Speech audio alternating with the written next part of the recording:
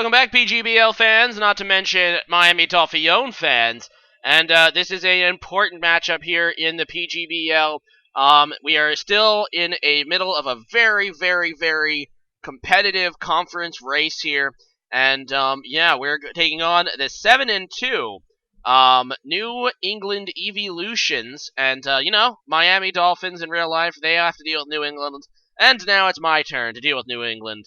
And they are currently second in our division, behind the Cincy Scissors, who, of course, we knocked off now last week to stay ahead in the race. But a win here would be really, really, really good, and I think would help secure our playoff position. So it's a very important game. Not to mention, if we win, we overtake second place in the conference, which is good for playoff positioning. So yeah, I'm just hoping to get out a win here. So there's my draft. You guys know it by now. So let's just go back into, his draft. And this is Sparrows' team, and it's a very, very, very well done team. He has an incredibly powerful core there with his Kartana, which has ridiculous attack stat. I've been obviously using Ultra Beast to my advantage in this tournament, and yeah, Kartana is just on another level as well, and is a very, very strong pick. He has Nidoking, which actually really, really hurts my draft, obviously. Due to its really, really good coverage and sheer force. A Scarf Nidoking can outspeed a lot of my team, and he can pretty much OKO most of my stuff, so it's Nidoking's definitely a Pokemon to keep an eye on. Mimikyu is going to be a bit of an annoyance, because Mimikyu obviously has Disguise, and I have to be careful when to set up my Hawlucha or my Xurkitree, as long as he has Mimikyu. I don't know how I'm going to get around Cress. I have a few things that maybe can take care of it. And of course he has the Mega Manectric, which has Intimidate, and is another really fast, really hard hitter, so he has a lot of stuff that he could bring that would be really problematic. Interestingly, though, no Mimikyu, but the other stuff we definitely thought he could bring. Kommo-o is one of his Z captains. He can't use the Kommo-o Knight, though, or whatever it's called, because we ban Omni boosting moves. So there's something to keep in mind, but he definitely probably will have a Z move on that guy. So anyway, I'm just going to lead with my Darmanitan now, and this Fire Ape is ready to get this started. So he's going to go ahead and lead with his Manectric, and yeah, I know it's going to Mega Evolve and get the Intimidate. I just go for a Flare Blitz. I just want to get as much damage on this Manectric as possible. So I'm just going to go ahead and go for the Flare Blitz. I don't think I can kill after the Intimidate, but I'll still get really, really nice damage. It actually does more than Earthquake due to sheer force, so yeah, I'm just going to go for that. And that just obliterates the thing. It's down to red HP. That's really, really strong. Scarf Darmanitan doing work. He does get off a Volt Switch. It is going to hurt Darmanitan a lot, but I feel like the damage on Manectric is really going to help, because now he's going to not be able to switch it in, even with Intimidate, which is kind of crucial. So he's going to go into his Kartana now. I'm just going to stay in. I know he's probably Scarfed if he went out here, but I just want to just double check 100% that that's his set. Plus, I can see what he's going to lock himself into. He goes for the knockoff, which is interesting. And now I can just go into Mega Blastoise, who obviously is no item to knock off, so it's not going to do that much even if he stays in. I know that he's Scarf because he outsped my Scarf Darmanitan. So I'm just going to go ahead and Mega Evolve, and here I make a fantastic play. I go for the Dark Pulse, and yeah, in comes Cresselia, so that was amazing. Unfortunately for me, it looks like it's actually might be specially bulky, because it takes that Dark Pulse really well. But I'm faster, or I should be, because I EV'd this to outspeed minimum speed Cresselia. So I'm just going to go for a Dragon Pulse, and the reason I do that is I thought he would switch. I didn't think he would stay in and want to lose his Crest here. He goes for a Calm Mind instead, but as you can see, I'm faster, and it's because my Blastoise is EV'd to outspeed Cresselia with no speed investment, so that's really cool, because I'm able to outspeed it now, and now I'm just going to take it out with the Dark Pulse. If he wants to just sack this Cresselia to me, be my guest. So that was pretty cool. I'll get rid of that bulky thing right off the bat, and in comes his Manectric again. And it's still at red HP, but I still don't want to take a Thunderbolt or a Volt Switch. He's probably going to Volt Switch. I don't want to take a Volt Switch on Blastoise, so I decide to switch out. I go to my Tapu Bulu. Worst thing he could do is, like, predict this and go for, like, a Flamethrower. Or he could, Thunderbolt and then, like, Flamethrower next turn. Instead, he goes for the Thunder. So he was actually anticipating some, Rain Tech this week, but I didn't actually bring any Rain against him. So he's lucky that Thunder hit, because Thunder has a bad, nasty habit of not hitting. Now, he could go for a Fire move here, but he is going to go ahead and switch out. I know that I can live a Flamethrower. I don't think I can live an Overheat, but I decide to stay in and just go for a Horn Leech. And, yeah, in comes his... Oh, wait, no, I can live an Overheat. What am I saying? Because I do have the Fire Resist Berry this week. I have the... what is it called? I don't remember the berry's name, but it's the one that resists fire. I'm going to Google it real fast. It is called the Akaberry. Yeah, that sounds right.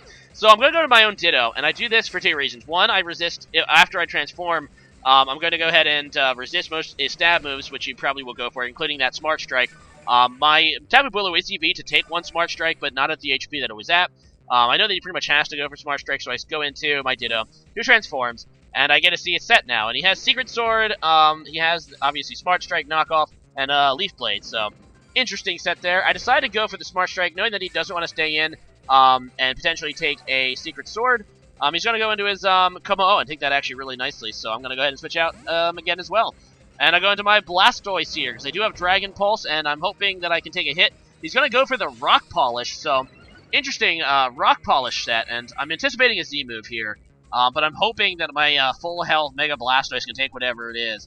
And he's just going to go for a Charging Scales, so, like, Changing Scales? Actually, is that Changing Scales or Charging Scales? I don't know. It lowers his defense, though, and I'm just going to go ahead and take this thing out with a Dragon Pulse. But interesting he didn't go for a Z move there. That could have done potentially a lot of damage, but I guess he didn't think you could kill me, or he didn't think I could kill him, but he already knew I had Dragon Pulse, so I don't know. Anyway, Kartana is going to come back in here. I do not want to take a Leaf Blade. I go into Tapu Bulu. I was tempted to go back into Ditto, but I didn't want him to predict it and go for a Secret Sword. So I go to my Tapu Bulu. He goes for the Leaf Blade. It does actually, despite the resistance, going to do actually quite a bit because the Grassy Terrain boosts grass moves. So I'm actually kind of helping his Kartana here. Not great. So I'm going to go ahead and stay in. I know he's locked into Leaf Blade. He ends up staying in, hoping to take out my Tapu Bulu. And I surprise him here with a Hidden Power Fire. That's right. Tapu Bulu using Hidden Power, specifically for Kartana. Now, typically, Tapu Bulu does not have a whole lot of special attack, but Kartana has one of the lower special defense stats in the game. So I'm able to take that guy out with Hidden Power Fire, and in comes his Manectric again, and I figure, you know what, let's go ahead and sack off Bulu. He's probably going to Volt Switch, and indeed he does. So by sacking off Tapu Bulu, we're going to actually see what he's going to go into before I have to choose. So he's going to go out into his Nidoking, and this is the Pokemon that I was really, really worried about. He could be Scarf Nidoking. He's probably Life Orb. I'm going to go into my Ditto and just, look at the set. It's pretty much what you would expect. It has 4 moves. So I'm thinking he's either Scarfed or Life Orbed. And I'm just going to go ahead and go for the strongest move, the Stab Earth Power. He's just go ahead and switches out his Nidoking into this thing. That's something I did not think that he would bring. And this Pokemon's name is, of course, Kamala. Yeah, Kamala.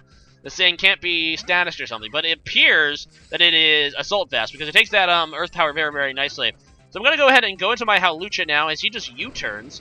So that was a nice play for him. I was hoping to obviously get into the Hawlucha, get off my Grass Berry, because he's he's gonna not take a fighting move that well, and I can with the +1 defense take any move he does pretty well. Unfortunately, he's gonna go ahead and U-turn, which is a great play. He goes out into Nidoking. If I would have gotten a Swords Dance off, that's what I was hoping to do, is get a Swords Dance off on the Kamala. Unfortunately, I set up the Hawlucha speed. I just kind of have to go ahead and weaken the Nidoking, so I just go for the Acrobatics. He is going to be able to kill me with Thunder, by the way, so yeah, once again, nice hitting with that. And I'm just going to go back into my Scarf Ditto, and either I win the speed tie or his Life Orb, because I'm going to be able to take out the Nidoking with an Earth Power. Actually, if he was Scarfed, it doesn't matter anyway, because he was locked into Thunder, so he's going to give him that safe switch into his Komala, and yeah, I do have to switch out because this thing is Assault Vested. I go to my Blastoise, and Blastoise is kind of low at this point, but I was hoping just to maybe Scald it, get some burn on it and stuff. He goes for an Earthquake. It is going to hit me down to 44 HP, and he actually has Sucker Punch, interestingly, and yeah, he's going to be able to actually go for the Dark Pulse, I guess. I was probably hoping for a flinch, figuring that, the burn, I don't know, maybe, no, you can't burn a Kamala, that's right, you cannot burn Kamala because it's Comatose ability. You can't any status it. But, yeah, that's what I was thinking. So I go for the Dark Pulse. He ends up having Sucker Punch, interestingly. Now I know this thing's moveset, going into Ditto. And he just has to switch out here because I'm Scarfed. And he needs the Intimidate if he wants any chance to win a Kamala on Kamala battle. Ditto's just going to go for the Earthquake, knowing that this was a possibility. And I'm kind of hoping to maybe go ahead and sweep him now with a Scarf Kamala. Okay, never used Kamala before. I've seen a few people use it. It has its uses. This thing actually kind of was a little bit of a nuisance. But no, he's going to go back into his own Kamala. I'm just going to stay in. I know they have Intimidate on me. He's going to go for that Sucker Punch. It's not even a 2-hit KO, so even if I don't kill him here with the Earthquake, I'm going to be able to kill him next turn, and I just kill him now, so there you go. Miami Dolphiones. Your Miami Dolphiones. 7-3. And let's see how that is going to shake up the standings in the PGBL. Beautiful. Just beautiful. We are clinched, my friends. We have clinched the playoffs due to our last 2 wins and the fortunate for me, downfall of the New Jersey Brobats, who I believe lost like 2 of their last 3. And yeah, Root dropped to 5-5. So the best he can finish is 6-5. Meanwhile, I am 7-3, and even if I lose next week, I'll be 7-4.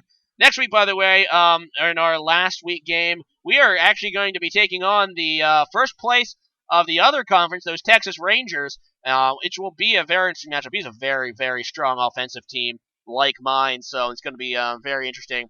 Pressure's off a little bit, though. We already have the playoffs clinched, although it'd be really nice to win, to obviously improve our playoff standing. And note, according to Root, head-to-head does matter in tiebreaker procedures, so technically I am second right now in the conference, even though it says I'm third, because the website is wrong, so yeah, that's cool.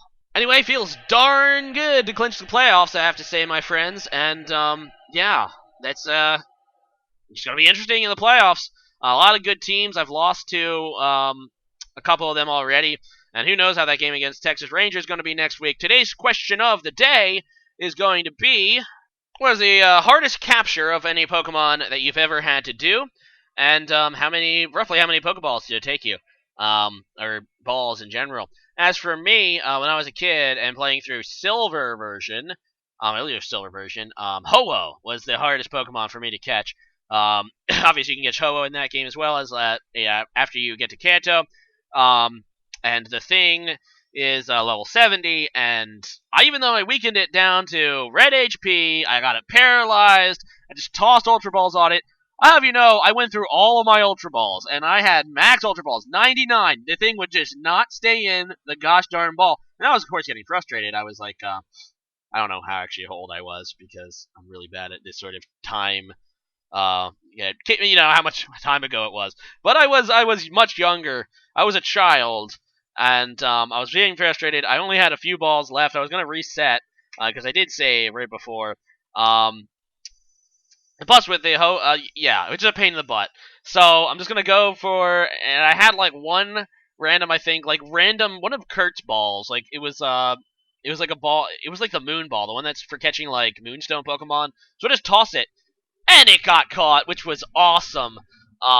So yeah, that was really, really, really like just, oh, okay, that works. So yeah, that's how I caught my Ho-Oh. So leave a comment about that, and see you guys again next time. Later, my friends.